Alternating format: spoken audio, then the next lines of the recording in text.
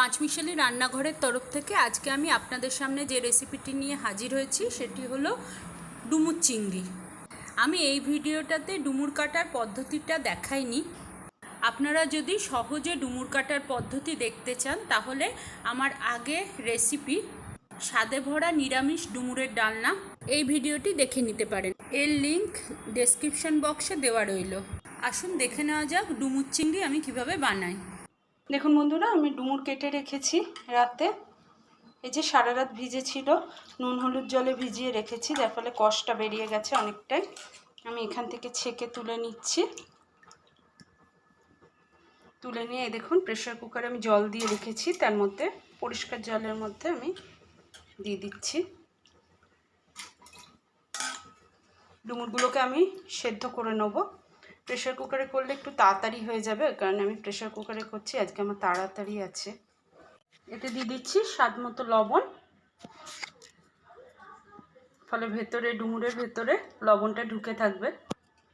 দিচ্ছি অল্প একটু হলুদ গুঁড়ো, এতে কালারটা ভালো আসবে, নইলে ডুমুরের তরকারির রং কালচে হলে দেখতে খারাপ লাগবে, সে কারণে আমি একটু হলুদ দিয়ে সেদ্ধ করে নিচ্ছি। দেখুন বন্ধুরা, আমি গ্যাসে বসিয়ে দিয়েছি কুকারটা, প্রেসার কুকার। আমি একটা সিটি দিয়ে দেবো, বেশি সিটি কিন্তু দেবো না, কারণ বেশি সিটি মারলে ডুমুরটা গলে যেতে পারে। তাই আমি একটা সিটি মেরে ভেপারটা কিছুক্ষণ রেখে দেবো। আমি প্রেসার কুকারটাকে নামিয়ে দিয়েছি, গ্যাসে বসিয়ে দিয়েছি কড়াই দিয়ে দিলাম 2 টেবিল চামচ সমান সর্ষের তেল। আমি এখানে দুটো বেশ বড় সাইজের আলুকে এরকমভাবে কেটে নিয়েছি, দেখুন কিউব করে, ছোট ছোট করে কিউব করে কেটে নিয়েছি। এবার আমি তেলের মধ্যে দিয়ে দেবো হলুদ গুঁড়ো, একটু নেড়ে নেবো তেলের সাথে।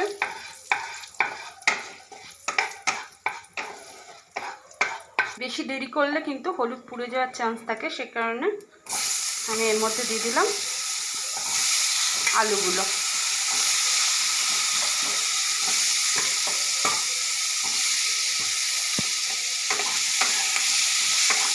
নেড়ে হলুদটা ভালো করে মাখিয়ে নিলাম, তার মতো লবণ,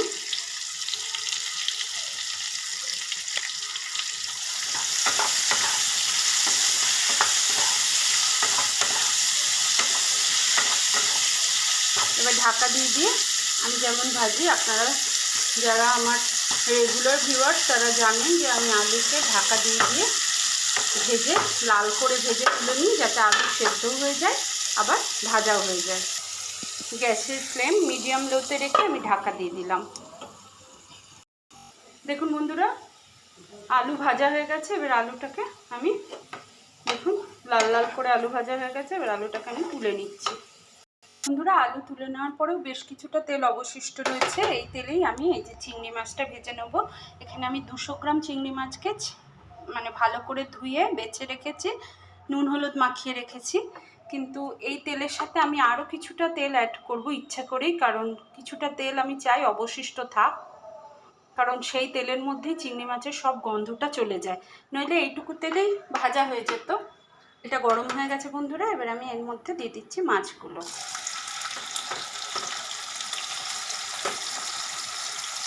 খুব বেশি ভাজার দরকার নেই, এমনিতেই চিংড়ি মাছ একটু কমই ভাজে, হালকা করে ভেজে তুলে নেব। বন্ধুরা, চিংড়ি মাছগুলো ভাজা হয়ে গেছে, মিনিট 2-এর মধ্যেই এটা ভালো করে ভাজা হয়ে যায়। আর এর বেশি ভাজবো না, তাহলে স্কিপ হয়ে যাবে চিংড়ি মাছ আমি তুলে নিচ্ছি একটা জায়গায়। বন্ধুরা, মাছ তুলে নেওয়ার পরেও বেশ কিছুটা তেল অবশিষ্ট থেকে গেছে, এই তেলের মধ্যেই চিংড়ি মাছের সব গন্ধটা আছে। এর সাথে আমি অল্প একটু তেল অ্যাড করে দিচ্ছি, এতে আমি ফোড়ন হিসাবে দিয়ে দিচ্ছি গোটা জিরে 1/2 টিস্পুন। এটাকে হালকা করে ভেজে নেব। জিরেটা ভাজা ভাজা হয়ে গেছে, এবারে আমি এর মধ্যে দিয়ে দিচ্ছি, তেলের মধ্যে দিয়ে দিচ্ছি একটা পেঁয়াজকে এরকম কুচি করে রেখেছি। পেঁয়াজ কুচিগুলোকে লালচে ব্রাউন করে, হালকা ব্রাউন করে ভেজে নেব। খুব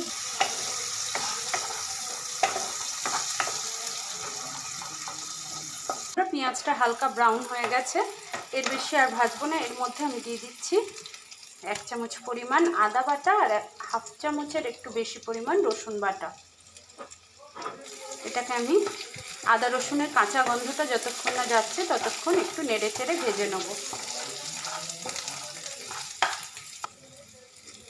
1.5-2 মিনিট ভাজা হয়ে গেছে বন্ধুরা। এবারে আমি এর সাথে অ্যাড করে দেবো টমেটো কুচি।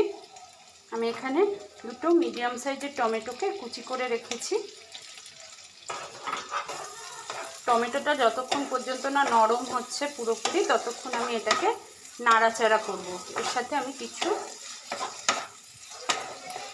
এটাকে একটু ঢাকা দিয়ে টমেটোটাকে সেদ্ধ করে নেব। টমেটোটা পুরোপুরি সিদ্ধ হয়ে গেছে। দেখুন এর মধ্যে আমি দিয়ে দিচ্ছি এই মশলাগুলো। এতে কী কী মশলা আছে আপনাদের দেখিয়ে দিচ্ছি। এটা হচ্ছে ধনে গুঁড়ো 1 টিস্পুন, ধনে গুঁড়ো 1 টিস্পুন, জিরে গুঁড়ো 1 টিস্পুন, এটা হচ্ছে কাশ্মীরি লাল লঙ্কা গুঁড়ো, আর এটা 1 টিস্পুন নিয়েছি ম্যাগি মশলা ম্যাজিক, আমার ছোট্ট টিস্পুন মানে একদম আইসক্রিমের যে চামচ হয় সেই চামচে। আর এটা নিয়েছি 1/2 টিস্পুনের একটু বেশি লাল লঙ্কা গুঁড়ো আর হলুদ গুঁড়ো। এই সব কটা গুঁড়ো মশলা আমি একসাথে দিয়ে দিচ্ছি এর মধ্যে। স্বাদ মতো লবণ আর চিনি, যেহেতু ভাজার সময় আর ডুমুর সেদ্ধর সময় আর আলু ভাজার সময় সবেতেই নুন আলাদা করে যোগ করা ছিল, সেই কারণে আমি নুনটা বুঝে অ্যাড করলাম। দেখুন অনেকটা শুকনো শুকনো হয়ে গেছে, সেখানে একটু জল অ্যাড করব। অ্যাড করে দিলাম।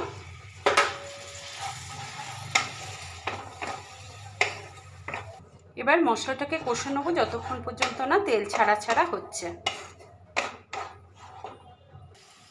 দেখুন বন্ধুরা মশলা তেল ছেড়ে দিয়েছে। এই সময় আমি এর মধ্যে দিয়ে দেবো এই যে জল ঝরিয়ে রাখা ডুমুর, সেদ্ধ করা ডুমুর। আমি দিয়ে দেবো ভাজা আলু, মশলার সাথে ভালো করে মিশিয়ে একটু কষে নেবো 2 মিনিট।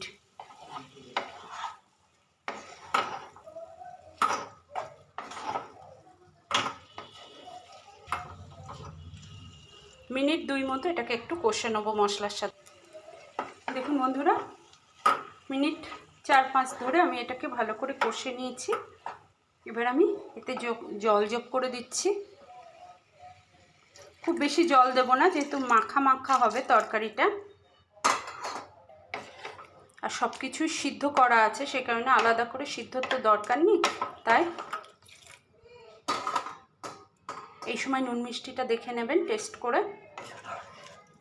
ব্যাস এটা একটু ফুটিয়ে নেব।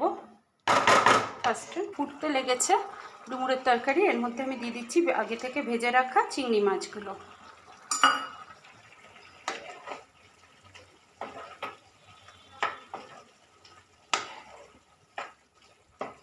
চিংড়ি মাছ দিয়ে আমি 2 মিনিট ফুটিয়ে নেব। এই সময় আমি অ্যাড করে দিচ্ছি 1/2 টিস্পুন পরিমাণ গরম মশলা দিয়ে আমি ঢাকা দিয়ে ঢিমে আছে আমি এটাকে একটু ফুটিয়ে নেব, যাতে এর ভিতরে চিংড়ি মাছের গন্ধটা পুরো তরকারিতে ছড়িয়ে পড়ে। এই সময় আমি ঢাকা দিয়ে দিলাম, গ্যাসটা সিমে করে দিলাম। দেখুন বন্ধুরা 2-3 মিনিট মতো ফুটিয়ে নিয়েছি, কত সুন্দর হয়ে গেছে। এই যে তেলটা উপরে ভেসে উঠেছে, বুঝতে পারছেন। আমি দিয়ে দেবো 1 চামচ ঘি। এই যে বন্ধু ঘি আমি দিয়ে দিচ্ছি, দেখুন আর একটু দিই, ভালো লাগবে ঘিয়ের গন্ধটা। করে দেখাচ্ছি, করে দিয়েছি, সুন্দর হয়েছে জিনিসটা। যদি আপনাদের ভালো লেগে থাকে তাহলে প্লিজ আমার চ্যানেলটিকে সাবস্ক্রাইব করবেন, আর পাশে থাকা বেল আইকনটিতে ক্লিক করে অল অপশনটি ক্লিক করতে যেন ভুলবেন না বন্ধুরা। পুরনো বন্ধুদের পাশে থাকার জন্য অনেক অনেক ধন্যবাদ। থাকুন, আনন্দে থাকুন। দেখা হচ্ছে পরের কোনো এপিসোডে নতুন কোনো রেসিপির সাথে।